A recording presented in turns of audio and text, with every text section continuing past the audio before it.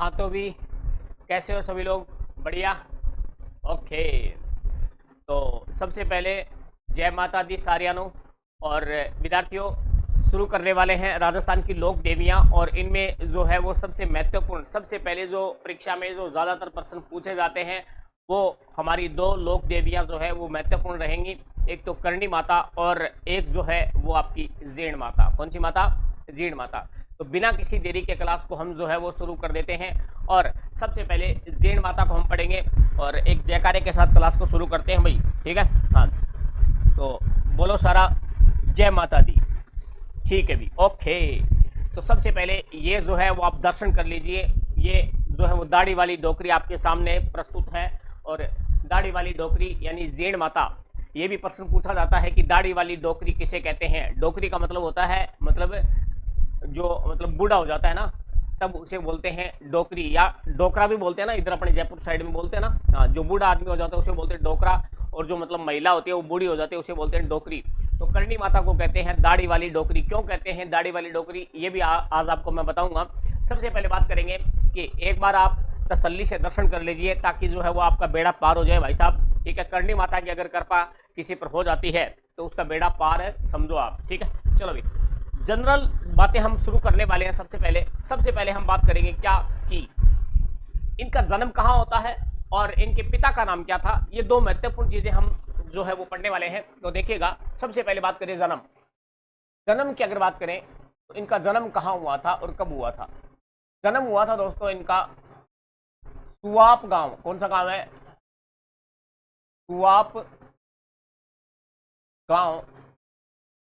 और आप कहेंगे कि सर सुवाप गांव कहाँ पड़ता है, तो मैं ये कहूँगा विद्यार्थियों, सुवाप गांव पड़ता है आपके जोधपुर में। कहाँ पड़ता है? जोधपुर में। दोस्तों ध्यान देना, इनका जन्म होता है 1300 आपके 87 ईस्वी में। 1387 ईस्वी में इनका जन्म होता है। यानी हालांकि अगर विक्रमी संवत की अगर बात करें तो 1444 विक्रमी संवत। कहने का मतलब क्या हुआ कि इनका जन्म होता है 1387 ईस्वी, या फिर मैं यूं कह दूं 1444 विक्रमी संवत। बात एक ही है, एग्जाम में जो है वो 1444 विक्रमी संवत ज्यादा पूछा जाता है, तो आप लोग ध्यान देंगे इस बात का। ईस्वी सन और विक्रमी संवत में आप लोगों को पता ही होता है 57 साल का डिफरेंस होता है। कितने का? 57 साल का डिफरेंस होता है। ये बात हमारी हो गई है। अब बात करेंगे दोस्तों इनके पिता का नाम। बात करेंगे क्या कि फादर ऑफ करणी माता। देखिए, इनका पिता का नाम था मेहाजी। क्या था? मेहाजी।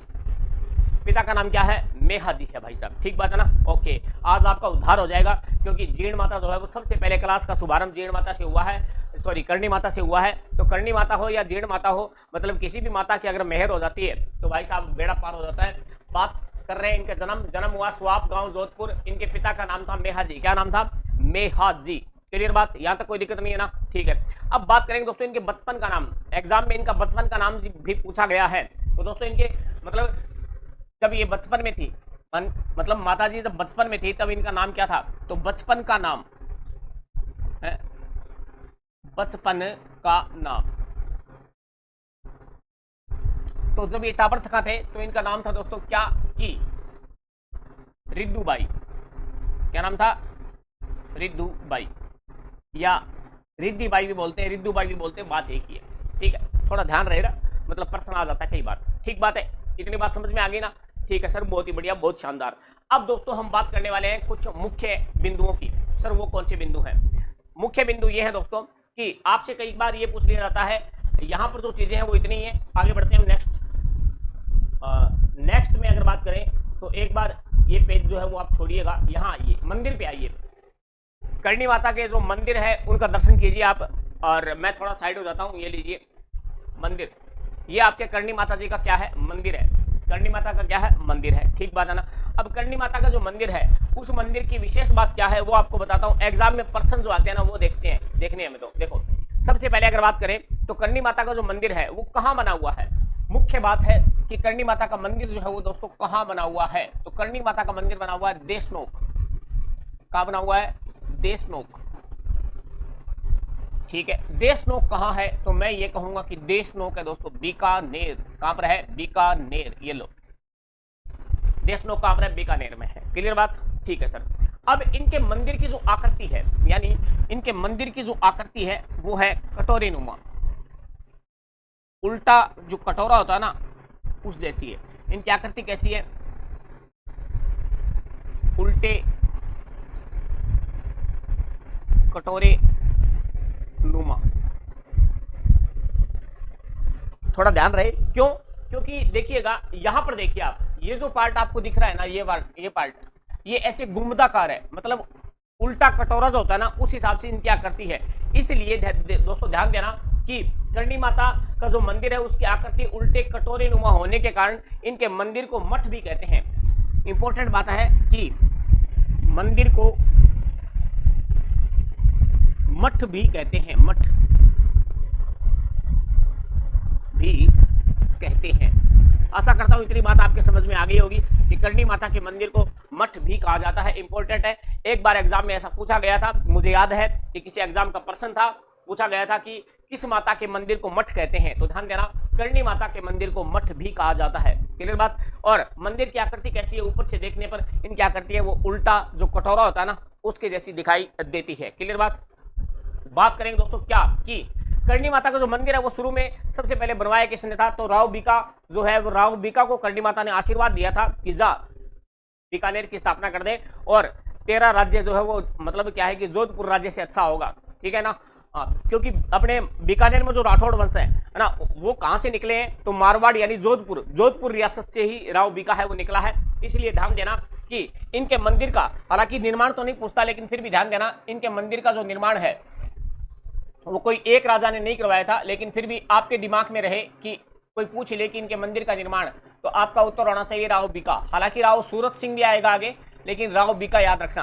अब बात आती है कि राव बीका तो आ गया, ठीक है, अब बात आती है कि इनके मंदिर का आधुनिक स्वरूप की अगर बात करें, कई टावरों ने यह भी पढ़ रखा होगा कि आधुनिक स्वरूप किसने दिया, तो ध्यान रखना करणी माता जो है इनके मंदिर का आधुनिक स्वरूप देने वाला कौन था? तो वो थे महाराजा वो कौन है? गोविंदा फिल्म देखो, महाराजा गंगा सिंह। कौन है? महाराजा गंगा सिंह। महाराजा गंगा सिंह ने आधुनिक स्वरूप प्रदान किया था। आप जब गोगामेडी का मंदिर पढ़ते हो तो गोगामेडी के मंदिर को भी आधुनिक स्वरूप देने वाला कौन था? तो वो आपके कौन थे? महाराजा गंगा सिंह। महाराजा गंगा सिंह। क्लियर बात? यहां तक समझ में आ गई ना? यह आपके मंदिर की बात मैंने आपको बता दी है। देखिए कितना प्यारा मंदिर है, तो भक्त लोग हैं वो धोख मारने के लिए जा रहे हैं। ठीक बात? ओके रिपोर्ट आगे बढ़ते हैं। देखिएगा यहां पर अगर बात करें, यहां पर अगर बात की जाए कि करणी माता जो है, करणी माता को चूहों की देवी कहते हैं। क्या कहते हैं? चूहों की देवी। तो यहां पर अपन लिख सकते हैं करणी माता को क्या कहते हैं? चूहों की देवी।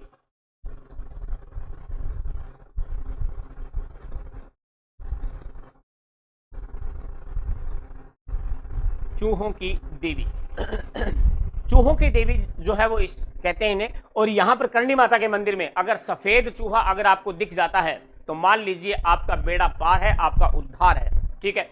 हाँ, तो करणी माता जो है, अब करणी माता के मंदिर में सफेद चूहे अगर दिख जाते हैं तो वो शुभ माना जाता है। यानी सफेद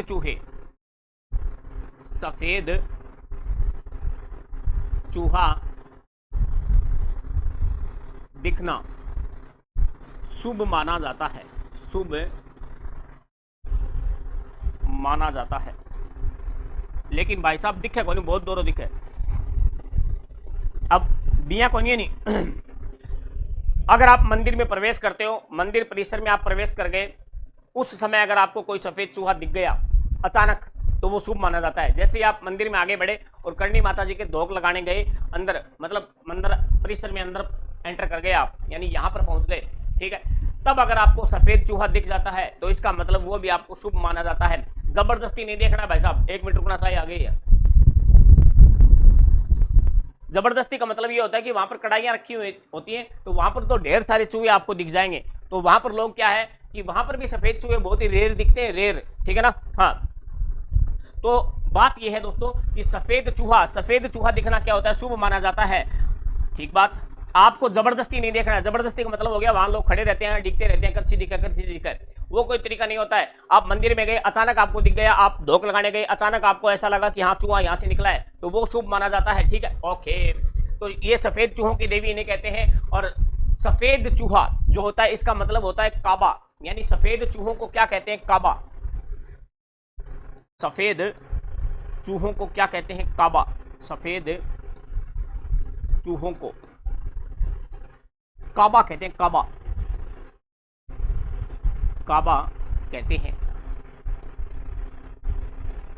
अब आपके दिमाग में ये आएगा कि सर काबा, काबा का मतलब क्या हुआ? काबा का मतलब होता है दोस्तों पवित्र। क्या होता है? पवित्र। Okay, report. बात समझ में आ गई ना? काबा का मतलब क्या होता है? पवित्र होता है। तो यहां तक हमने बात कर ली है, आगे बढ़ जाते हैं। अब बात करेंगे अपनी जो करणी माता है। करणी माता जो है ना, करणी माता का मुख्य मंदिर कहां बना हुआ है? देशनोक नौका तहसील बीकानेर में। देशनोक नौका तहसील बीकानेर में है। और करणी माता के मुख्य मंदिर से कुछ ही दूरी पर एक अन्य मंदिर भी बना हुआ है जिसे नेहड़ी जी कहते हैं। क्या कहते हैं? नेहड़ी जी। तो ये बात आपको ध्यान रखनी है कि मुख्य मंदिर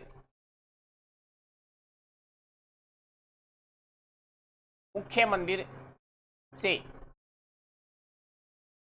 थोड़ी दूरी पर एक अन्य मंदिर स्थित है जिसे क्या कहते हैं? जिसे नेहड़ी जी। क्या कहते हैं? नेहड़ी जी कहते हैं। अब आपके दिमाग में फिर आ गया प्रश्न की गुरुजी नेहड़ी जी केव है। ठीक है, सियानी बात है। देखो नेहड़ी जी क्या है? तो नेहड़ी जी दोस्तों ध्यान देना कि जब पुराने टाइम के मां आज 10 से 1 साल पहले मतलब गामांग मां भी वो प्रचलन हो क्या बिलोणो करता लोग। बिलोणो तो आज भी करे लेकिन आज मदानियों करे। ठीक है, वो टाइम अलग हो दोस्तों। बे टाइम में क्यों तो बिलोणो करता नहीं तो एक हो तो मां जेरणो जो को मां घूमतो वो जेरणो तो। ठीक है, अब वो जेरणो जो को हो, ठीक है, बेन डाटन खातर बेंग बार बार के होती वा एक मतलब आप यहाँ मान लो एक रस्सी होती। ठीक है, अब बार रस्सी है वह कैंग ऊपर कर बार कर घूम गया आती तो बट्ठे मतलब बिलोड़ेंगे परली साइड के अंदर एक मतलब एक लकड़ी सी रोपेड़ी होती।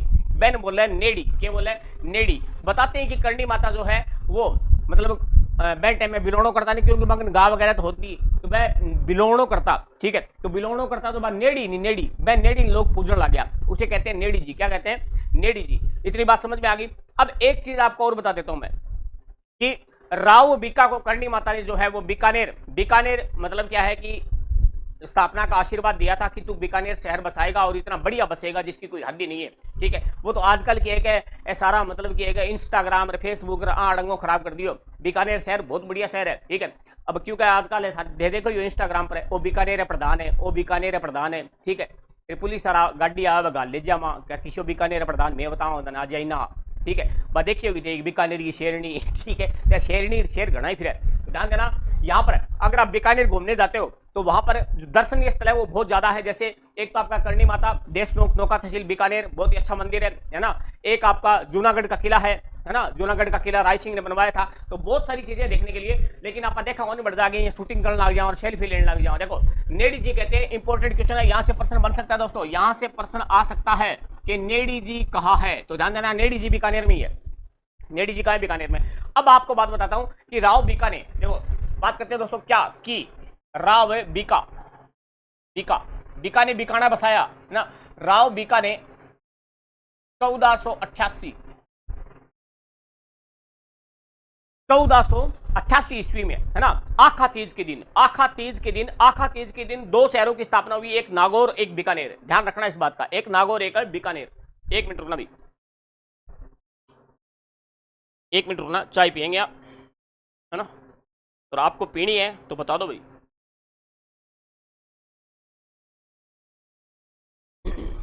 ठीक है भाई, यानी राव बीका ने बीकानेर शहर की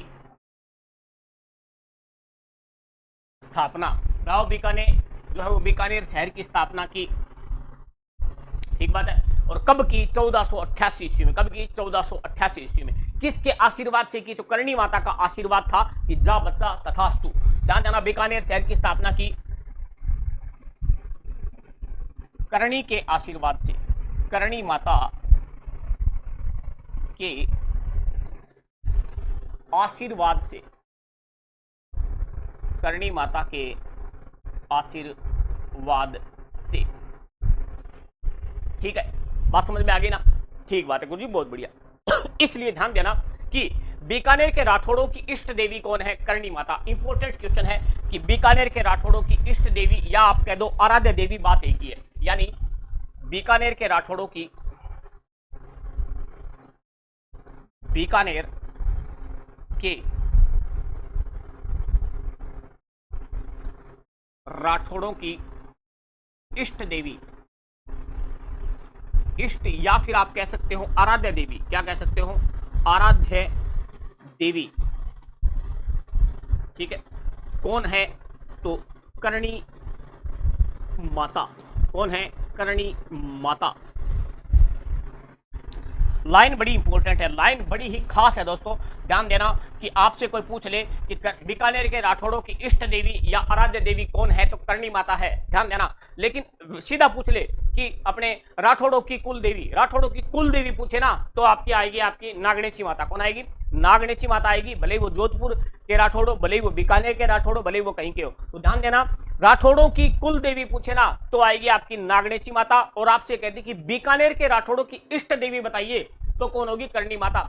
इष्ट या आराध्य का मतलब होता है कि आपके मन में किसी के प्रति श्रद्धा आ गई, आस्था आ गई, आप उसे दोगने लग गए। ठीक है, वो होती है इष्ट देवी या आराध्य देवी। ठीक है, ऐसा मान लीजिए आपने किसे चुनकर, इसे चुन लिया कि आप जो है वो इसकी आराधना करेंगे, है ना, इसकी आप क्या करेंगे? पूजा करेंगे, तो वो क्या होता है? इष्ट देवी या आराध्य देवी होती है। आस्था मतलब आस्था किसी में होगी, ऐसे आस्था, ऐसे आराध्य देवी। ठीक है, और कुल देवी होती है जो पीढ़ी दर पीढ़ी, मतलब क्या है, जो आपके मतलब कहते हैं कि मतलब मानो तो बूढ़ी धोकड़ लाग रहे हैं। ठीक है, तो वो होती है कौन सी देवी? कुल देवी होती है। बात समझ में आ गई ना? खैर गुरुजी बहुत शानी बात है।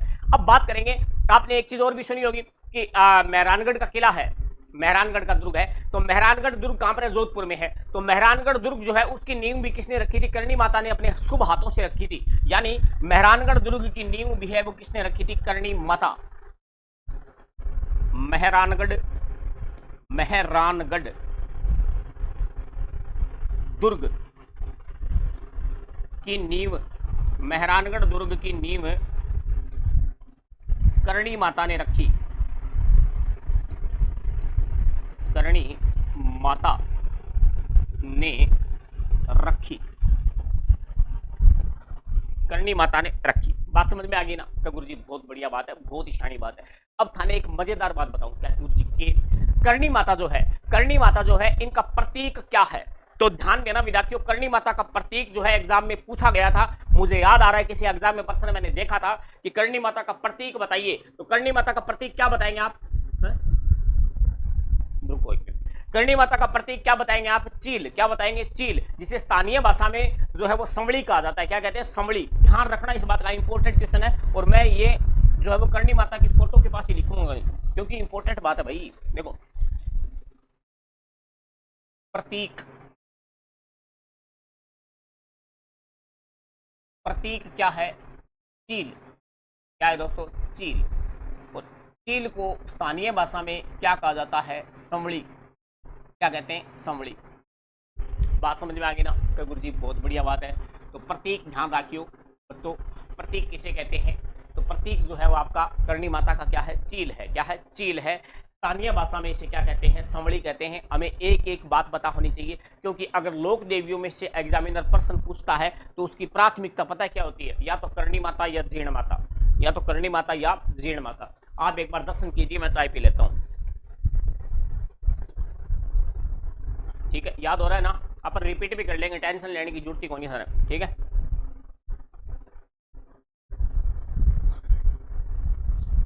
ये कहते हैं बताओ है? है? हाँ, कोई बात नहीं।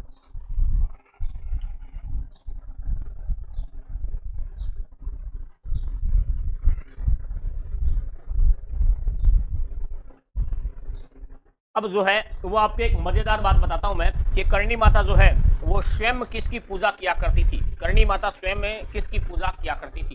तो ये बात जरा सुनना आप कि करणी माता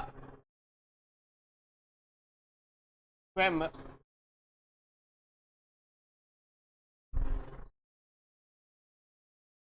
तेम्मड़राय माता की पूजा किया करती थी, पूजा करती थी। तो ध्यान देना, करणी माता स्वयं किसकी पूजा किया करती थी? तेम्मड़राय माता। कौन सी माता है? तेम्मड़राय माता। अब तेम्मड़राय माता का मंदिर भी दोस्तों कहाँ होगा? देशनोक में आपको देखने को मिल जाएगा, अर्थात न जचे तो जाके देखिए। यानी कहने का मतलब क्या हुआ कि करणी माता स्वयं किसकी पूजा किया करती थी? तेम्मड़राय माता जी की पूजा किया करती थी। और तेम्मड़राय माता का मंदिर भी कहाँ बना हुआ है? देशनोक में बना हुआ है। क्लियर बात? अब जो ये तेम्मड़राय माता का मंदिर है, तेम्मड़राय माता के मंदिर में बताते हैं कि वहां पर जो है वो ध्यान रखना कि करणी माता का जो मतलब क्या है कि करणी माता का शादी का तोरण है, त्रिशूल है और एक संदूक वगैरह है, वो यहाँ पर आपको देखने को मिल जाता है तेम्मड़राय माता के मंदिर में। तेम्मड़राय माता के मंदिर में आज भी वो पुरानी चीजें वहां पर रखी हुई हैं और किसी को विश्वास नहीं है मेरी बात पर तो जाके देखिए और देख के आगे मन बता दिए, टेलीफोन कर दिए गुरु जी साची कहा थे। बात समझ में आ गई? ठीक है गुरु जी, बहुत बढ़िया। अब बात करते हैं कि इनका जो मेला है वो मेला कब लगता है? तो माता जी को मेला वो मतलब कर लागो चैत में या आसोज के नवरात्र में लगे। ठीक है, भले ही वो जीर्ण माता है, भले ही वो कौन है? करणी माता है, तो माता जी है वहां मेला कर लगे। तो चैत्र और अश्विन नवरात्रों में करणी माता का मेला बढ़ता है और बड़ा भयंकर मेला बढ़ता है। पैर रखने की जगह नहीं होती है, पैर रखने की जगह नहीं होती है। तो दोस्तों बात करेंगे क्या कि करणी माता जो है इनका मेला कब लगता है? मेला, हाँ मेला। तो मेला लगता है दोस्तों कब? चैत्र व अश्विन, यहाँ पर कह दिया भैया चैत और आसोज, चैत्र व अश्विन नवरात्रों में इनका क्या लगता है? मेला लगता है। बताइए इतनी बात समझ में आ गई क्या? गुरु जी बहुत बढ़िया, बहुत गजब, बहुत ही शानदार। तो दोस्तों हमने अभी तक पढ़ा क्या है, एक बार हल्का सा रिपीट कर लेते हैं, कोई बात रह तो नहीं गई है। हालांकि थोड़ी बहुत स्टोरी है वो बताऊंगा आपको, टेंशन लेने की जरूरत नहीं है। देखो सबसे पहले बात करते हैं, यहाँ से हमने स्टार्ट किया था, माता जी को धोख दो गई। उसके बाद में दोस्तों 1387 ईस्वी यानी 1444 विक्रमी संवत, और इनके पिता का नाम क्या है? मेहा जी है। बचपन का नाम ध्यान रखना दोस्तों, बचपन का नाम क्या है? रिद्दुबाई। चूहों की देवी कहते हैं। सफेद चूहे के अगर दर्शन हो जाए भाई साहब तो क्या ही बात है ना? जिंदगी का उद्धार हो जाएगा आपका। ठीक है, हाँ जन्म मरण से छुटकारा हो जाएगा। इस जन्म में आपको जो है वो जितनी तकलीफों का सामना करना पड़ा है वो सारे पाप आपके जो है वो धुल जाते हैं और आपका जीवन है वो बड़ा ही अच्छा हो जाता है। ठीक है, आगे बढ़ते हैं। और दोस्तों सफेद चूहों को काबा कहते हैं, काबा। ओके, बात करते हैं नेडी जी क्या है। तो नेडी जी मैं थाने बता दियो बिलोणो हुआ है, बिलोणा में जेरणो हुआ है, जेरने डाटन खाते लकड़ी लगाई हुई है ना। बहन बोला नेडी। ठीक है, तो करनी माता भी क्या काम करता? बिलोणो वगैरह करता। तो बाद नेडी जी है बैंक पूजा करने लगे लोग। राव बीकानेर 1488 ईस्वी में बीकानेर शहर की स्थापना करी, करनी माता के आशीर्वाद से करी। बीकानेर के राठौड़ों की इष्ट देवी आराध्या देवी कौन है? करनी माता। मेहरानगढ़ दुर्ग की नींव किसने रखी? करनी माता ने अपने शुभ हाथों से रखी थी। आगे बढ़ जाते हैं, बात करते हैं दोस्तों इनका मंदिर का निर्माण राव बीका, उसके बाद में आधुनिक स्वरूप, राव बीका के बाद में भी आगे दोस्तों ध्यान देना सूरत सिंह वगैरह ने भी इनका निर्माण करवाया था, लेकिन आधुनिक स्वरूप जो है वो किसने दिया था? आधुनिक स्वरूप। तो आधुनिक स्वरूप देने वाला कौन था? महाराजा गंगा सिंह। आकृति कैसी? आकृति मैंने आपको बता दी है ना, उल्टा कटोरा। उसके बाद में तेम्मड़राय माता जो है इनकी पूजा कौन करती है? उनकी पूजा कौन करती थी? तो आपकी करणी माता। और इनका प्रतीक क्या है? प्रतीक है दोस्तों चील। क्या है? चील, जिसे स्थानीय भाषा में यहाँ के लोग क्या कहते हैं? बोला संभली। क्या है? आज तो संभली के दर्शन हो गए और संभली के दर्शन भी दुर्लभ होते हैं दोस्तों। क्या होते हैं? दुर्लभ होते हैं। बात समझ में आ गई ना? क्या गुरु जी बहुत बढ़िया, बहुत शानदार। अब दोस्तों मैं आपको थोड़ी सी बात बताता हूँ कि करणी माता जो है, करणी माता जो है इनको दाढ़ी वाली डोकरी क्यों कहते हैं? देखो, यानी करणी माता जो है इनकी मृत्यु कब हुई थी, यानी आप यूं कह दे कि करणी माता ने देह त्याग कब किया, यानी करणी माता जो है, करणी माता ने देह त्याग कब किया? मृत्यु शब्द थोड़ा ठीक नहीं है, करणी माता ने देह त्याग कब किया? तो ध्यान देना दोस्तों, इन्होंने देह त्याग जो है वो आपका 151 साल की उम्र में। अब आप ये कहोगे कि गुरुजी गप ना मारो, 151 साल की उम्र में, और मैं कहूंगा कि टाबरो गप नहीं है ये, 151 साल की उम्र में इन्होंने मतलब क्या है आपका देह त्याग किया था। अब सुनो मेरी बात, क्या सर कि इनका जन्म कब होता है? 1387 ईस्वी। ठीक है, अब इसमें 151 जोड़ो भाई साहब, तो अपने आप ऑटोमेटिक क्या निकल के आ जाएगा, मतलब इनका जो देह त्याग का जो मतलब उम्र है वो आपके सामने निकल के आ जाएगी। यानी कितने साल की उम्र में जो है वो कितना हो गया? 8 है, 8 5 13 जोड़ लियो थे, हाँ जोड़ लियो थे मैंने, यानी लगभग 1500 7 1 8 है 1538, लगभग 1538 आएगा। हाँ लगभग क्या, इतना ही आएगा भाई साहब। मैथ में कोई लगभग नहीं होता है, मैथ में एक्यूरेट ही होता है, तो लगभग यही है। ठीक है ओके। अब आगे बढ़ते हैं दोस्तों, क्या कि 151 साल की। अब होता क्या है कि अमूमन जो है वो एक इंसान की आयु जो है वो लगभग कितनी मानी जाती है, लगभग 100 साल। 100 साल। आज की बात कौन कर रहे हो, आज की तो अपनी उम्र है जोर मार के 67 या 68 साल, बस इतनी है। ठीक है, लुगाई की थोड़ी सी ज्यादा है, 70 एक साल मान लियो। आदमी की कम है। ठीक है, ये पुरुष की बताइए मैंने और ये महिला की बताई है। ठीक है, वर्तमान की जो आपकी ये आपकी उम्र है वो इतनी है।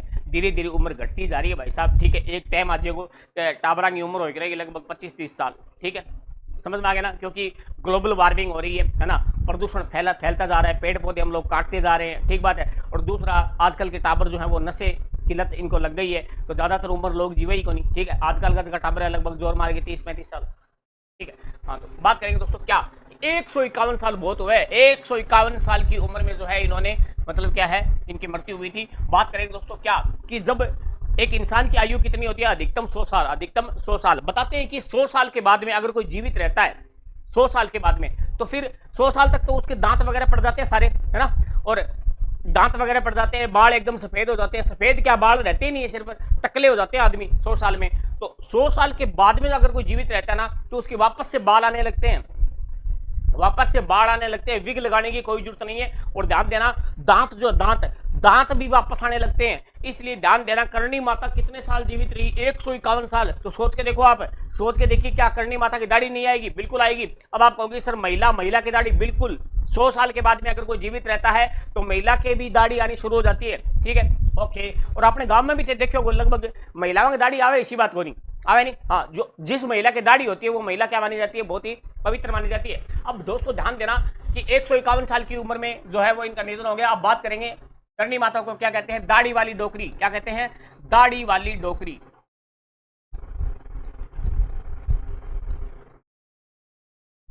दाढ़ी वाली डोकरी कहते हैं। कोई सीधो पूछ ले रहे, मान लो दाढ़ी वाली डोकरी किसे कहते हैं, तो बता देना कि दाढ़ी वाली डोकरी किसे कहते हैं। तो करणी माता को कहते हैं दाढ़ी वाली डोकरी। ठीक है, करणी माता के जो भक्त होते हैं ना, वो लगभग आप देख लेना, वो ये नहीं कहते कि करणी माता का धोख दे गया वहां, बस सीधे क्या है, दाढ़ी वाली डोकरी का धोख लगा गया वहां। कहने का मतलब दाढ़ी वाली डोकरी। समझ में आ गया? Okay sir, okay report. अब दोस्तों इसमें जो आपके प्रश्न बनते हैं, जो आपके दिमाग में कई देर से आ रहे होंगे कि सर आपने वो तो बताया नहीं, वो तो बताया नहीं। अब बात ये आती है दोस्तों क्या कि करणी माता जो है, करणी माता की बहन का नाम था गुलाब बाईसा। क्या था? गुलाब बाईसा। अब बात करेंगे क्या कि करणी माता का जो विवाह होना था वो किसके साथ होना था? करणी माता का विवाह होना था,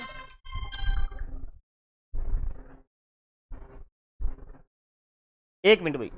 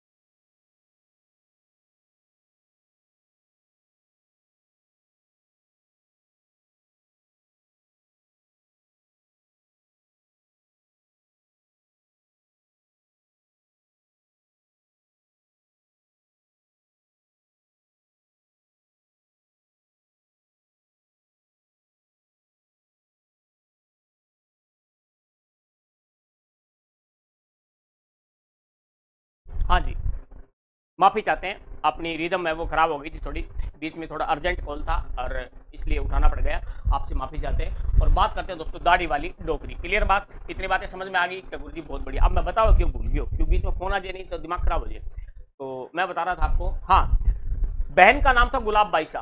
ठीक बात है। और करणी माता का विवाह होना था देप्पा जी के साथ। किसके साथ? देप्पा जी। तो करणी माता जो है इन्होंने अपना वैवाहिक जीवन है वो त्याग दिया और अब देप्पा जी का विवाह जो है वो किसके साथ करवा दिया? गुलाब बाई के साथ। और उनके जो संतान हुई थी उसका नाम था दोस्तों लक्ष्मण। क्या नाम था? लक्ष्मण। कहानी आपने खूब सुनी होगी कि लक्ष्मण जो है वो किसका दत्तक पुत्र था? तो करणी माता। करणी माता ने उसे गोद ले लिया था। करणी माता कहो कि मैं पालूंगी, ठीक है। तो लक्ष्मण को गोद ले लिया था। और बताते हैं कि एक बार जो है वो अपने कोलायत बीकानेर में पड़ता है, कोलायत झील, वहां पर जो है वो करणी माता और लक्ष्मण गए हुए थे। और बताते हैं कि वहां पर हुआ क्या था कि लक्ष्मण जो है वो खेलते खेलते कोलायत झील में चला गया था और वहां पर जो है वो डूबने से जो है वो लक्ष्मण की क्या हो गई थी? मृत्यु हो गई थी। और करणी माता ने भरसक प्रयास किया था उसे पुनर्जीवित करने का, लेकिन वो हुआ नहीं। इसलिए करणी माता जो है वहां पर क्या है? चारण लोग जो करणी माता को मानते हैं, चारण राठौड़, ठीक है। तो चारण जो सारे नहीं, कुछ चारण लोग जो हैं वो कोलायत झील में जो है वो स्नान बिल्कुल भी नहीं करते। ध्यान देना इस बात का कि कौन सी जाति के लोग जो है वो कोलायत झील में स्नान नहीं करते। ये एक बार किसी प्रश्न एग्जाम में पूछा हुआ है, तो ध्यान देना। अपने चारण जाति के लोग क्यों नहीं करते, इसके पीछे की वजह क्या है? तो वजह ये आपको मैंने बता दी है कि करणी माता का दत्तक पुत्र लक्ष्मण जो है वो इस झील में डूब गया था और डूबने से उसके प्राण जो है वो निकल गए थे। इसलिए जो है वो यहाँ पर जो है वो ध्यान देना, ये बात आपके सामने निकल के आती है। और ये तारीख कब थी? ये किस दिन कौन सा था? तो ये दिन था रक्षाबंधन का। कौन सा था? रक्षाबंधन। मतलब रक्षाबंधन का मतलब हो गया श्रावण पूर्णिमा। क्या हो गया? श्रावण पूर्णिमा के दिन ये बात हुई थी। इसलिए चारण जाति के लोग जो हैं वो यहाँ पर क्या रक्षाबंधन जो है वो इस दिन नहीं मनाते हैं, अगले दिन रक्षाबंधन मनाते हैं। और अगला दिन कौन सा होता है? श्रावण पूर्णिमा। श्रावण के बाद में क्या आता है? भादवा। क्या आता है? भादवा। और पूर्णिमा लास्ट दिन होता है महीने का, उसके बाद में भादवा आ गया। और जैसे ही अगला महीना शुरू होता है कोई सा भी, तो कृष्ण पक्ष से स्टार्ट होता है। इसका मतलब भाद्रपद कृष्ण एकम। भाद्रपद कृष्ण एकम को क्या है कि यहाँ पर जो है वो रक्षाबंधन मनाया जाता है चारण लोगों के द्वारा। तो बात करेंगे दोस्तों, क्या ये मैंने आपको स्टोरी बताई है, इसको थोड़ा सा लिखने का प्रयास हम करते हैं। तो इसको शॉर्ट में मैं लिख देता हूं कि गुलाब बाईसा। कौन है दोस्तों? गुलाब बाईसा। गुलाब बाईसा व देप्पा जी का विवाह हुआ और इनके पुत्र लक्ष्मण को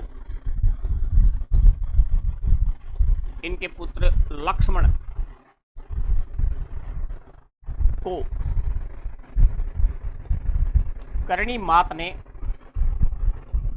गोद ले लिया।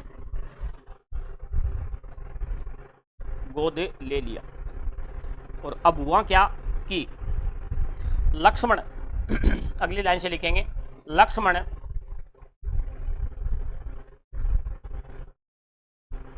की कोलायत झील में,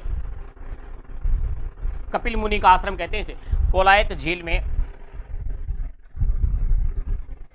डूबने से मृत्यु हो गई। डूबने से क्या हो गई? मृत्यु हो गई। ठीक है। हुई कब थी? ये दिन, ये तारीख, ये समय देखिए, श्रावण पूर्णिमा कब हुई थी? श्रावण पूर्णिमा। श्रावण पूर्णिमा का मतलब होता है दोस्तों रक्षाबंधन। क्या होता है? रक्षाबंधन। तो अशुभ काम हो गया तो, ठीक है ना। हाँ, श्रावण पूर्णिमा का मतलब हो गया रक्षाबंधन। बात समझ में आ गई? ठीक है गुरु जी। लक्ष्मण की क्या हो गई? कोलायत झील में डूबने से मृत्यु हो गई। कब हुई? रक्षाबंधन के दिन। और इसलिए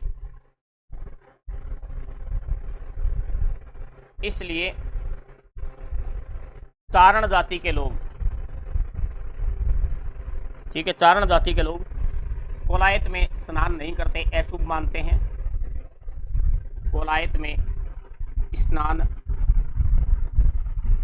नहीं करते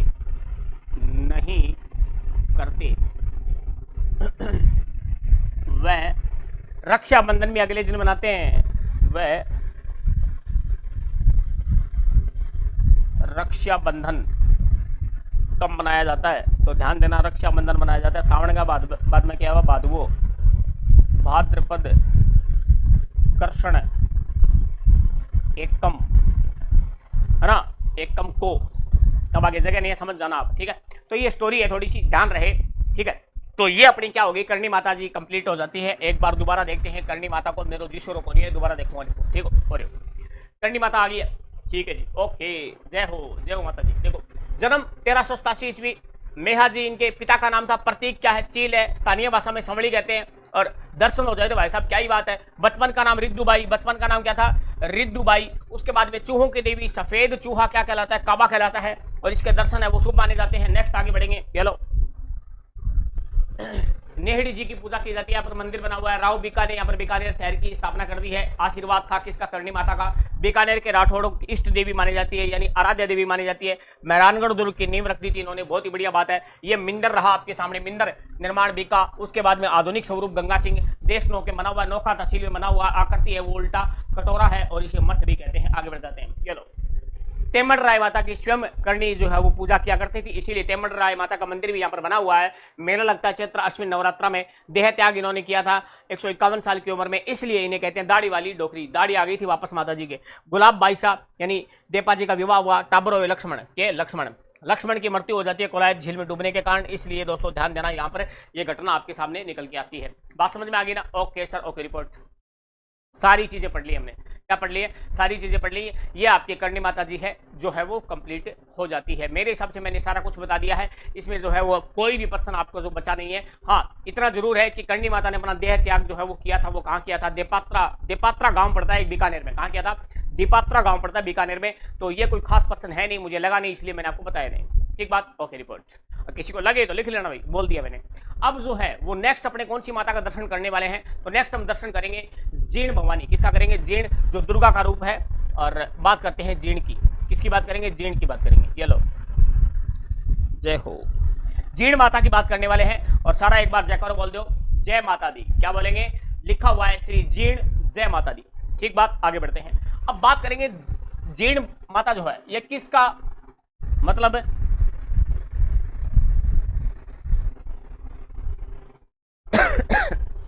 दुर्गा का अवतार है। किसका अवतार है, दुर्गा, मां दुर्गा का अवतार है जीर्ण, यानी दुर्गा का अवतार।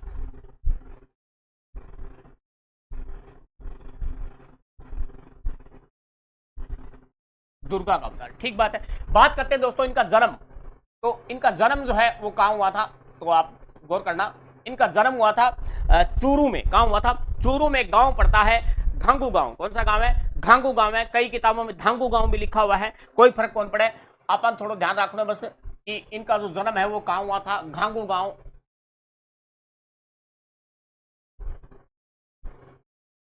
घांगू गांव चूरू, क्योंकि इनके पिता का नाम था घांग जी। क्या था, घांग जी। इसीलिए मतलब बताते हैं कि उन्होंने मतलब ये गांव बसाया था, इसीलिए ध्यान देना उस गांव का नाम क्या पड़ गया, घांगू गांव। कौन सा गांव है, घांगू। बचपन का नाम मतलब टाबर था जो है वो जीर्ण माता को के नाम होता, तो ध्यान रखना जैनताबाई। क्या था, जैनताबाई इनके बचपन का नाम था। और दोस्तों ध्यान देना इनका जो है वो रेवासा, वर्तमान में देखो रेवासा सीकर में इनका मुख्य मंदिर बना हुआ है। खास बात है कि इनके भाई का नाम भी पूछा जाता है, तो इनके भाई का नाम दोस्तों हर्ष, क्या नाम था, हर्ष था। तो घांगू गांव चूरू, ठीक बात है, बढ़िया बात है। ये कुछ प्रारंभिक बातें आपको दिमाग में होनी चाहिए। और चूरू में इनका क्या होता है, जन्म होता है। इनके भाई का नाम, खास बात, इनके भाई का नाम ध्यान रखना। इनके भाई का नाम क्या है, हर्ष। भाई कौन था, हर्ष, ठीक है, भाई था हर्ष। और जीर्ण खुद है वो किसका अवतार मानी जाती है, तो किसका अवतार मानी जाती है, मां दुर्गा का अवतार मानी जाती है। Clear, okay. बचपन का नाम क्या था, जन्म फिर बात करेंगे बचपन।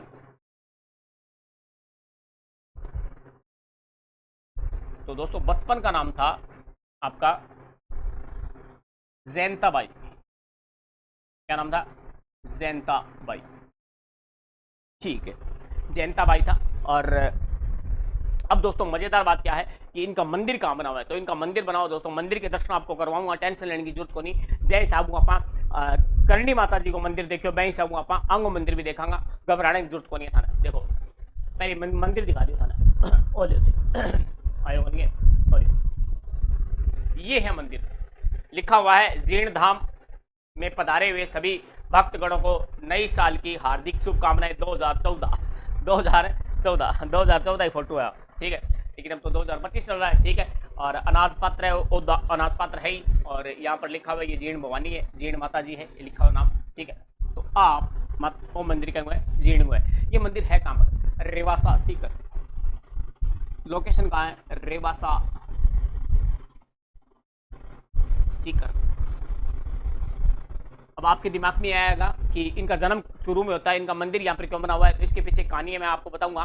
कहानी क्या है सुनना आप, कि जीण का भाई कौन है, हर्ष। तो एक बार जो है हर्ष की शादी हो रखी थी, ठीक है, तो हर्ष की शादी हो रखी थी, तो एक दिन भाभी और ननंद कौन होगी, जीण। तो भाभी और ननंद, यानी ननंद और भौजाई बोल दो आप, ननंद और भौजाई दोनों क्या है पानी लेने जा रही थी, और पानी लेकर जब आ रही थी तो दोनों के बीच में एक शर्त लग गई, ठीक है। क्या शर्त लगी कि हर्ष किससे ज्यादा प्रेम करता है। तो जीण कहती है कि ये कोई पूछने की बात नहीं है, मेरा भाई है, बचपन से हम साथ रहे हैं, खेले हैं, कूदे हैं, बड़े हुए हैं एक साथ, मुझसे ज्यादा प्रेम करता है। और भौजाई कहती है कि जीण तेरो भैम है, और तेरो भैम को जल्दी निकल जाए तो बढ़िया बात है, तेरू ज्यादा प्रेम कौन करे, हर्ष मेरू ज्यादा प्रेम करे बे, ठीक है। आ बात कही तो जीण का बात दच्ची को नहीं, तो दोनों मतलब ननद भौजाइया के बीच में खेल आ गई, शर्त लाग गई, ठीक है। बोले आज आप यहाँ घरे जावांगा, तो घरे जानता ही आप पहले आवाज लगावांगा, ठीक है, हर्ष घरे ही हो, तो आवाज लगाएंगे कि मटका उतारिए सिर से। तो जिस किसी का मटका हर्ष पहले उतार देगा तो ये साबित हो जाएगा कि हर्ष उसी से सबसे ज्यादा प्रेम करता है।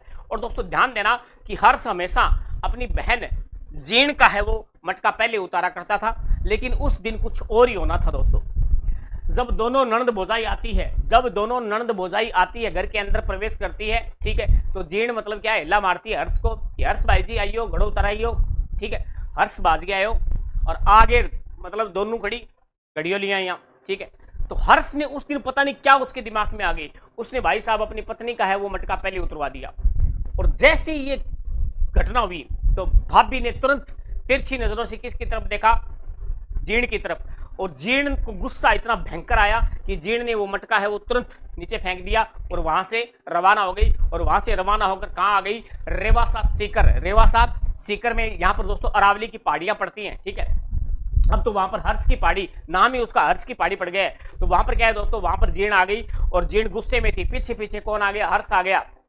और हर्ष आके जीण से बोला कि जीण आई एम सॉरी भाई साहब, थारा के गलत फहमी होगी, क्या मेरू भाई जी थे प्रेम कौन करो, और वो बचपन को प्रेम हो, आपा खेलता सागे, आपा सागे खानो खानता, ठीक है। मेरे वो भय मो का मेरो भाई मेरू सारों ज्यादा प्रेम करे दुनिया में, लेकिन थे मतलब आज मेरी बेइज्जती करा दी।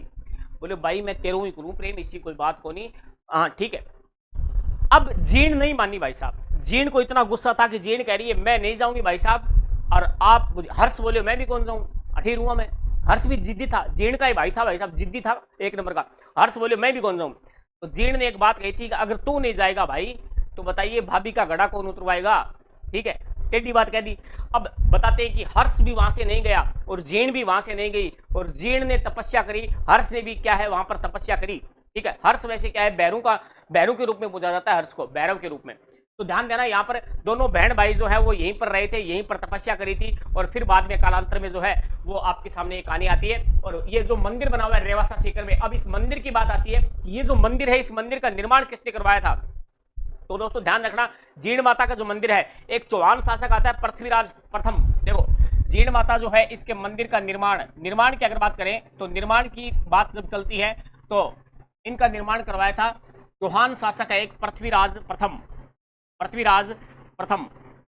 अब आप कहोगे कि सर ये वही पृथ्वीराज है क्या जो जिसने मतलब तराइन का युद्ध लड़ा था, नहीं वो थर्ड है, पृथ्वीराज थर्ड है वो, ये पृथ्वीराज प्रथम के सामंत हट्टड़, क्या नाम है, हट्टड़ मोहिल। ध्यान रखना पृथ्वीराज प्रथम के सामंत हट्टड़ मोहिल ने इसका निर्माण करवाया था, ये बात आपको ध्यान रखनी है, मोहिल ने निर्माण करवाया।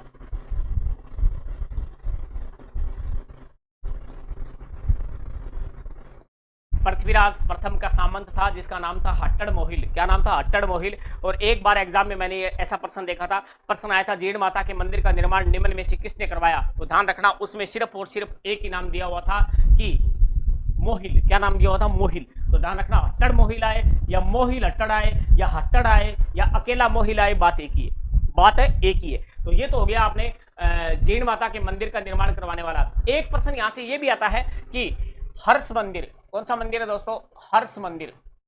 यहां पर मैं आपको बताता चलूं कि हर्ष की पहाड़ियां कहां पर है, तो हर्ष की पहाड़ियां सीकर में है, लेकिन हर्षनाथ की पहाड़ियां कहां पर है? अलवर में। कहां पर है? अलवर में है। ये बात आप भी ध्यान रखेंगे।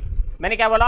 हर्ष की पहाड़ी कहां पर है? सीकर में, रेवासा में है, लेकिन हर्षनाथ की पहाड़ी पूछे तो कहां पर है? अलवर में है। कहां पर है? अलवर में। जैसे अलवर में कौन सी पहाड़ी है? उदयनाथ की पहाड़ी। कौन सी है? उदयनाथ की पहाड़ी अलवर में है, उदयपुर में नहीं है। उदयनाथ की पहाड़ियां कहां पर है? अलवर में है। तो इस प्रकार के जो डाउटफुल क्वेश्चन होते हैं वहां से एग्जामिनर आपको फंसाने की कोशिश कर सकता है। तो हर्ष मंदिर का निर्माण किसने करवाया था? तो गुवक प्रथम। किसने करवाया था? गुवक प्रथम। किसने करवाया था? गुवक प्रथम ने। ये भी आप लोग जरा भी थोड़ा ध्यान रखेंगे कि गुवक प्रथम ने इनका निर्माण करवाया था। किसका? हर्ष मंदिर का। हर्ष जो है इनको भैरव के रूप में पूजा जाता है। ये बात मैंने आपको बता दी थी, एक बार फिर बता देता हूं। हर्ष जो है इनको भैरव के रूप में पूजा जाता है। भैरव, भैरव के रूप में पूजा होती है, इनकी पूजा जाता है। क्लियर बात? बात समझ में आ गई? शानी बात है गुरु जी, बहुत ही बढ़िया, बहुत शानदार बात बताइए थे। ठीक है। हाँ, अब ये जो जीण माता का मंदिर है, ये इस पर जो है मैं आपको एक बात बताना चाहूंगा कि इस मंदिर को नुकसान औरंगजेब ने, औरंगजेब, मुगल शासक औरंगजेब ने मंदिर को नुकसान पहुंचाने की कोशिश करी, मात्र कोशिश ही करी, नुकसान पहुंचाने की कोशिश करी, पहुंचाने की कोशिश की। अब आप कहोगे कि सर कोशिश में कामयाब हो गया क्या? नहीं, कोशिश की,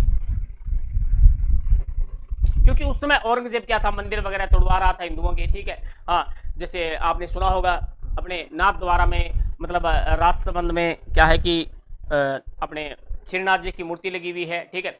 और इधर जो आगरा वगैरह है, यूपी वगैरह है, वृंदावन है, जितने भी मतलब हिंदू मंदिर है उनको कौन तोड़वा रहा था? औरंगजेब। बहुत ही खतरनाक आदमी हो, कट्टर मुस्लिम शासक था ये, कट्टर मुस्लिम शासक था। तो औरंगजेब जो है, अब जीण माता का मंदिर सीध में आ गया, औरंगजेब ने कहा कि अटैक करो, तोड़ दो, तोड़ दो। एन के ब्रो, अटे माता जी बैठे हैं। ठीक है। तो बताते हैं कि वहां से मधुमक्खियां निकली। कौन निकली? मधुमक्खियां, शहतमक्खी के, शहतमक्खी। ठीक है। अब बताते हैं कि औरंगजेब की सेना आगे आगे और मधुमक्खियां पीछे पीछे। अब मधुमक्खियों की कौन गोली मार दे भाई साहब? है निशाना लगा सकता है क्या मधुमक्खियों के? शहतमक्खी खाड़ी होगी बचपन में, बता रहे आंख है माँ बंद हो जाए आंख। बताते हैं कि औरंगजेब की सेना जो थी उनकी जगह जगह मधुमक्खियों ने काटा, ऐसी जगह पर काटा मैं आपको बता भी नहीं सकता। जगह जगह अट्ठा डंक मार दियो, अट्ठा मार दियो, माथे पर मार दियो, ठोडी पर मार दियो, कान पर मार दियो, सुझा दियो, जका मुंह इडो को नहीं मांगो, इडो इडो कर दियो। कम से कम 5-5 किलोमीटर में मुंह फैल गयो मांगो। ठीक है। तो औरंगजेब की सेना है वह आगे आगे, जेठ माता की मधुमक्खी है वह गला गला। ठीक है। एकदम ठेठ दिल्ली ले जाके छोड़ गया ये मधुमक्खी औरंगजेब की सेना। ठीक है। ठेकों का गुरुजी खुद औरंगजेब, बिल्कुल खुद औरंगजेब के भी मतलब क्या है कि कम से कम 4 मधुमक्खी लड़ी बता औरंगजेब के। ठीक है। तो थोड़ा गलांग लड़ी 2 आंखा में, तो औरंगजेब को मुंह हो गया ओ। ठीक है। तो ध्यान देना, बाद में औरंगजेब ने माफी मांगी और जीण से कहा कि माता जी थे हो, मैं थारो मान गयो और थे काम करो, थारी मधुमक्खिया ने कंट्रोल करो और मैं आइंदा बाद में कौन करूँ इश्यो काम कदी कौन करूँ। हाथ जोड़ दिया औरंगजेब है, पका पड़ गयो। अब बताते हैं कि वहां पर फिर बाद में वो मधुमक्खियां वो शांत हो गई थी और फिर औरंगजेब जो है औरंगजेब ने एक वादा किया कि माता जी मैं जो है वो आपको सोने का छत्र चढ़ाऊंगा। बताते हैं कि जीण माता के मंदिर में छत्र चढ़ा हुआ है, वो औरंगजेब ने चढ़ाया था कि मैं आपको छत्र चढ़ाऊंगा। उसके बाद में एक वादा और करता हूं कि आपके जो दीपक में जो घी गलता है वो घी है वो मैं भेजूंगा प्रतिवर्ष, हर साल मैं भेजूंगा और माता जी थे तो माफ करो माना है। उसके बाद में बताते हैं कि औरंगजेब ने क्या बताते हैं दोस्तों, औरंगजेब ने आगे बताता हूं मैं। हाँ, यहां पर औरंगजेब, हाँ औरंगजेब है। ठीक है। माता जी गए तैन देखे और है आइंदन आजीड़। तो बताते हैं कि औरंगजेब ने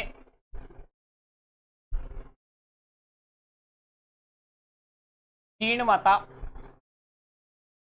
मंदिर में छत्र चढ़ाया।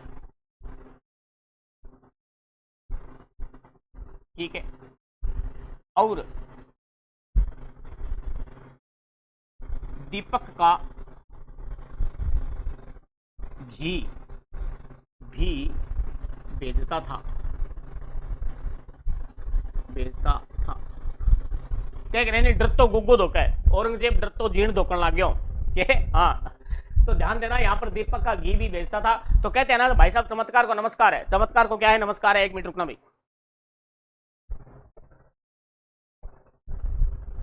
हाँ, समझ में आ गई तरह बात है। हाँ, 1 मिनट क्लियरिटी चेक करोगे।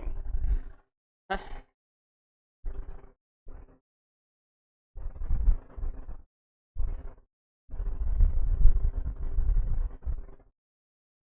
ठीक है, पहले पढ़ की बात है। ओके, तो दोस्तों बात करेंगे क्या कि औरंगजेब के बाद में हमने बात कर ली है। अब मधुमक्खियों की देवी भी कहते हैं, क्यों कहते हैं मैंने आपको बता दिया है। ठीक है, हाँ, तो कहाँ लिखे, यही लिख दे फिर। ये रहा, जीर्ण को क्या कहते हैं, मधुमक्खियों की देवी। क्या कहते हैं जीर्ण को, मधुमक्खियों की देवी, मधु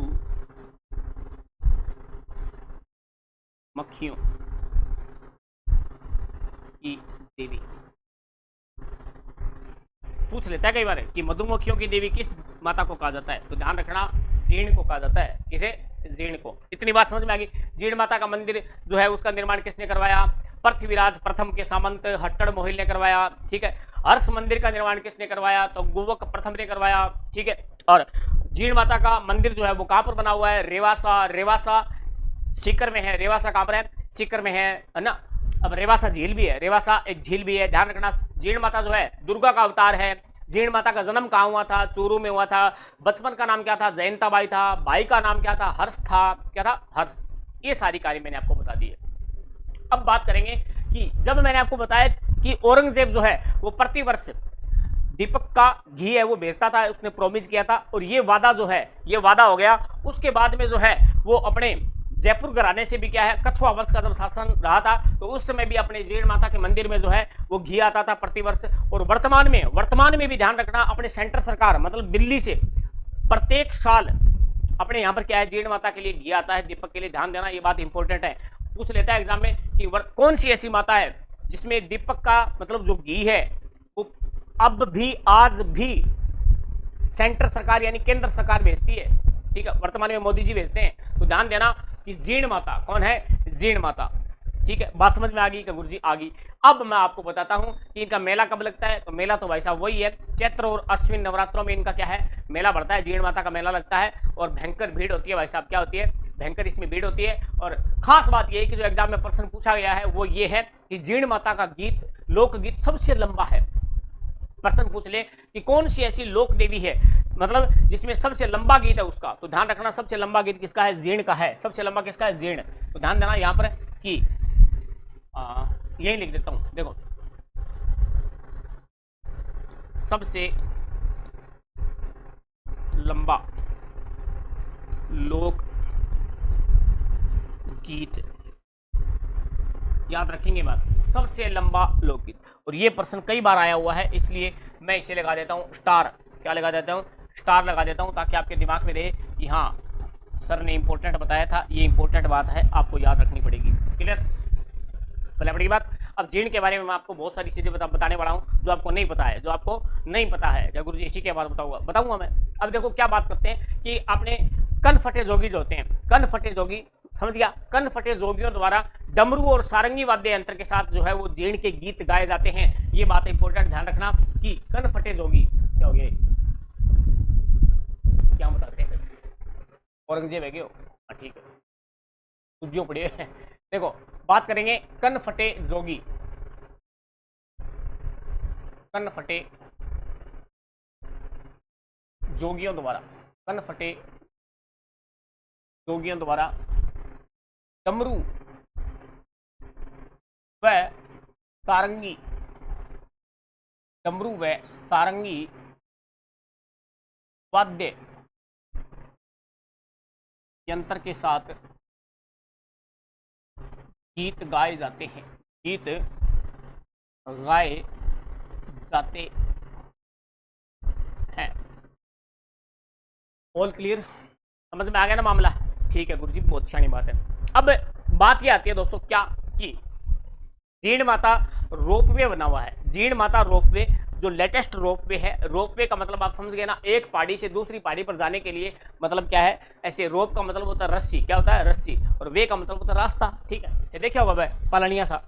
हाँ, तो जीण माता रोपवे, ध्यान देना, वर्तमान में लेटेस्ट कोई रोपवे पूछ लिया आपसे, जीण माता रोपवे। हालांकि राजस्थान का पहला रोपवे सुंदा माता जालोर में है, 2006 में बना था। उसके बाद में दूसरा रोपवे है जो है वो मनसा पूर्ण करणी माता उदयपुर, और तीसरा रोपवे है सावित्री माता, कौन सा है, सावित्री माता, जो अपने अजमेर, कहां पर है, अजमेर में है। उसके बाद में सामोद हनुमान जी, है ना, जयपुर, और फिर आता है खोले के हनुमान जी अन्नपूर्णा माता रोपवे जयपुर, और फिर आता है आपका निमज माता उदयपुर, और फिर आता है आपका जीण माता रोपवे। तो राजस्थान में जो वर्तमान में बहुत सारे रोपवे बन गए हैं, तो जीण माता रोपवे लेटेस्ट है, ध्यान रखना 2024 में बना था ये जीण माता रोपवे।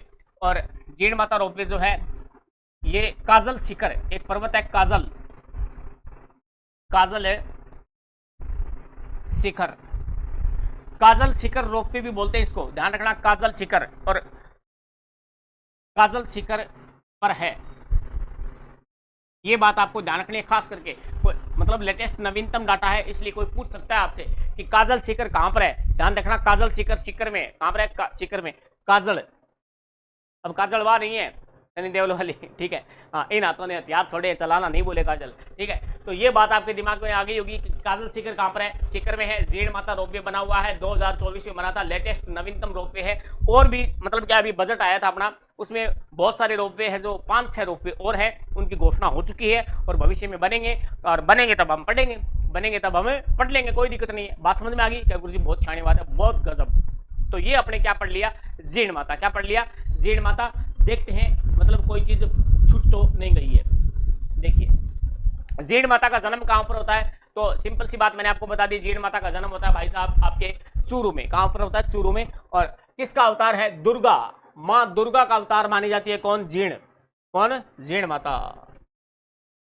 भाई का नाम क्या है, हर्ष, ठीक है। बचपन का नाम जयंताबाई, मधुमक्खियों की देवी कहते हैं, सबसे लंबा लोकगीत है इनका। पर्सन तो यहीं से आ जाएगा, पर्सन आपके यहीं से आ जाएगा, ठीक है। उसके बाद में बात करते हैं नेक्स्ट, ये पेज कैसे बन गया, तो डिलीट करें भाई, रुको 1 मिनट। उसके बाद में हम बात करें कि औरंगजेब ने जीण माता मंदिर में छत्तर चढ़ाया, क्यों चढ़ाया बता दिया मैंने आपको। हाँ, दीपक का घी भी कौन बेचता था, औरंगजेब बेचता था। बाद में जो है वो अभी भी वर्तमान में ये परंपरा चली आ रही है, और केंद्र सरकार बेचती है आजकल, ठीक है। उसके बाद में कन फटे जोगियों द्वारा डमरू व सारंगी वाद्य यंत्र के साथ इनके गीत गाए जाते हैं, ठीक है। और उसके बाद में जीण माता रोपवे, काजल शिखर, क्या है, काजल शिखर, ये लो, ये आपकी मैंने आपको बता दिया जीण माता। और मेला कब लगता है, मेला नहीं बताया ना, हाँ, लिख लो मेला, क्योंकि कई टापर होते हैं वो कहते हैं कि सर पढ़ाओ तो पूरा ही पढ़ाओ। देखो मेला, मेला होता है चैत्र व अश्विन नवरात्र में, चैत्र व अश्विन नवरात्रों में, नवरात्र, ठीक है, नवरात्र, नवरात्र ऐसे लिखा जाता है, नवरात्रा नहीं होता है, नवरात्र, ठीक है। बात समझ में आ गई, ओके, रिपोर्ट ओके। और जीण माता का मंदिर जो किसने बनवाया, तो आपके दिमाग में आएगा, मंदिर बनवाया था सर अट्टड़ मोहिल, किसने बनवाया था, अट्टड़ मोहिल, ठीक है। हर्ष मंदिर किसने बनवाया, गुवक प्रथम। हर्ष जो है वो किसके रूप में पूजा जाता है, बैरू, किसके रूप में, भैरव के रूप में। और जीण माता किसका अवतार है, दुर्गा का अवतार है। बात समझ में आ गई क्या गुरु जी, आ गई, बहुत शानी बात है। जीण माता का मंदिर जो है वो थोड़ा सा नीचे है, और हर्ष का मंदिर है वो थोड़ा ऊपर है। हर्ष का मंदिर क्या है, थोड़ा ऊपर है। और ध्यान देना, पहले तो लोग बाग पैदल भी चला जाया करते थे, आजकल भी जाते हैं, आस्था जो है, जो श्रद्धा रखते हैं, मतलब सच्चे मन से जो मानते हैं। लेकिन ध्यान देना, लगभग क्या है, आजकल गाड़ियों वगैरह से चलते हैं, ऊपर गाड़ियां चलने का व्यवस्था बन गया है, तो इतना लोग ये कष्ट कौन उठावे, जल्दी से जाके देवता का ना जावा, या तावड़ा उसकी मांगिया वहां जल्दी से, ठीक है, यहाँ को नहीं श्रद्धा हो जाएगा। अब बात करें दोस्तों क्या की, हाँ, जीण माता मार दो दुक्का भी, ठीक है, ओके, जय हो जीण माता, जय हो जीण माता।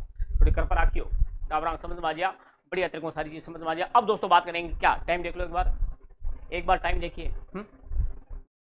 ये क्लास फिर ज्यादा लंबी होती है ना, फिर दिक्कत आती है, और थोड़ा मुझे काम भी है। क्या टाइम बता दो, मेरा इरादा था और पढ़ाता हूँ, थोड़ा पढ़ा दूँ क्या,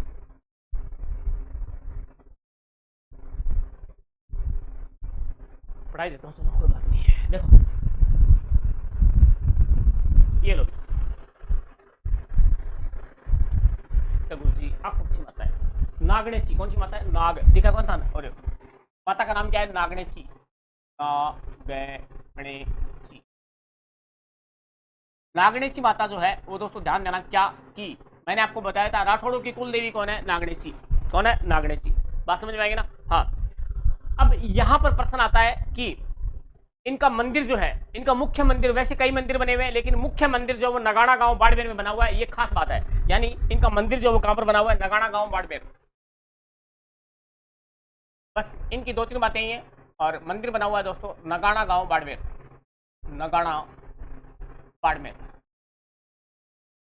बाड़मेर, ये लो नगाड़ा बाड़मेर। पूछ लेता है ये राठौड़ों की क्या है? ये अपने कुल देवी है। दूसरी बात, राव दुहड़। राव दुहड़ आपने कहीं पढ़ा होगा। राव दुहड़ मैंने आपको बताया था कि राव दुहड़ का ही भाई था। कौन था? धांधड़। कौन था? धांधड़ जी। और धांधड़ जी की एक संतान हुई थी, उसका नाम था पाबूजी। क्या था? पाबूजी। याद आ रहा कुछ है? तो ध्यान देना, राव दुहड़ कर्नाटक से इनकी मूर्ति लेकर आए थे। खास बात यह है कि राव दुहड़, राव दुहड़ कर्नाटक से मूर्ति लेकर आए।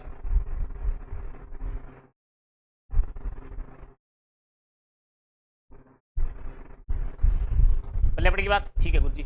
नागणेची माता को क्या कहते हैं? राठौड़ों की कुल देवी। ठीक है, ये बात तो शायद मैंने बता दी थी। दोबारा लिख लो, दोबारा लिख लो, यहां लिख देते हैं राठौड़ों की कुल देवी।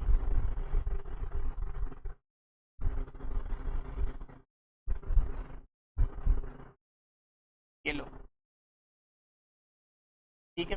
राठौड़ों की कुल देवी कौन है? नागणेची माता। कौन है? नागणेची माता। ठीक है। अब नागणेची माता का मैंने आपको बता दिया कि राठौड़ वंश अपने जोधपुर में भी था, राठौड़ वंश बीकानेर में भी था। तो बीकानेर में भी नागणेची माता का मंदिर बना हुआ है जिसमें 18 हाथों वाली नागणेची की प्रतिमा लगी हुई है। ये थोड़ा सा अलग हटके फैक्ट है, तो देख लेना। इसमें क्या है कि बीकानेर में 18 हाथों। अब जैसे अपनी जीण माता थी, जीण माता की प्रतिमा कितने भुजा है? अष्टभुजा। तो यहां पर ध्यान देना, नागणेची माता जो है बीकानेर में 18 भुजा, 18 भुजा वाली प्रतिमा लगी हुई है। प्रतिमा है, ये लो।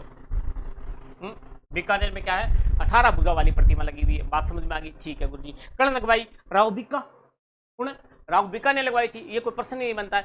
अब नागणेची माता जो है, नागणेची माता जो है, इनके अन्य नाम क्या है? इनको चक्रेश्वरी भी कहते हैं, इनको दोस्तों ध्यान देना पंखिनी भी कहते हैं। अन्य नाम नागणेची माता को क्या भी कहते हैं? नागणेची माता को कहते हैं चक्रेश्वरी। राजेश्वरी अलग है, राजेश्वरी एक माता है जो अलग पढ़ेंगे हम। ये है चक्रेश्वरी, या फिर इनको कहते हैं पंखिनी। क्या कहते हैं? पंखिनी। और नागणेची माता जो है, इनके भक्त जो हैं वो नाग व नीम को पवित्र मानते हैं। तो नाग तो है ही, और नाग दिखना रहे था। तो ध्यान रखना, इनके जो भगत हैं, इनके जो भगत हैं वो नाग व नीम को पवित्र मानते हैं। नाग व नीम को पवित्र मानते हैं। क्लियर बात? Okay report. मुझे लगता है आपको समझ में आ गया होगा। नागणेची माता इतनी ही है और ये आपका कंप्लीट हो जाता है मामला। अब आप ये मत कहना कि सर आपने लास्ट में तो थोड़ा रांद सी काट दी। रांद नहीं काटी है, इसके बारे में इतना ही है दोस्तों। और ये मामला आपका हो गया क्लियर। तो ये होगी आपकी करणी माता। एक रोजून दर्शन कर लियो, रिपीट कौन कराऊंगा, देखाऊंगा। ये है जय हो माता जी की। और उसके बाद में दोस्तों हम सीधा चलते हैं जीण की तरफ। जीण माता कहाँ पर है? ये रही जीण माता, जय जीण भवानी। और उसके बाद में हमने एक माता पढ़ी है, वो कौन सी है? नागणेची माता। राठौड़ों की कुल देवी, राठौड़ों की कुल देवी। भले वो बीकानेर के राठौड़ो, भले वो जोधपुर के राठौड़ो, भले वो कहीं के हो, उनकी कुल देवी कौन है? नागणेची माता। और बीकानेर के हमने पढ़ी थी राठौड़ों की इष्ट देवी, आराध्य देवी कौन है? तो वो आपकी कौन है? अपने करणी माता। कौन है? करणी माता। तो दोस्तों आज की क्लास यहीं तक रहेगी और समय काफी हो चुका है। और मिलते हैं अगली क्लास में, तब तक के लिए धन्यवाद। जय हिंद। हाँ कर दो।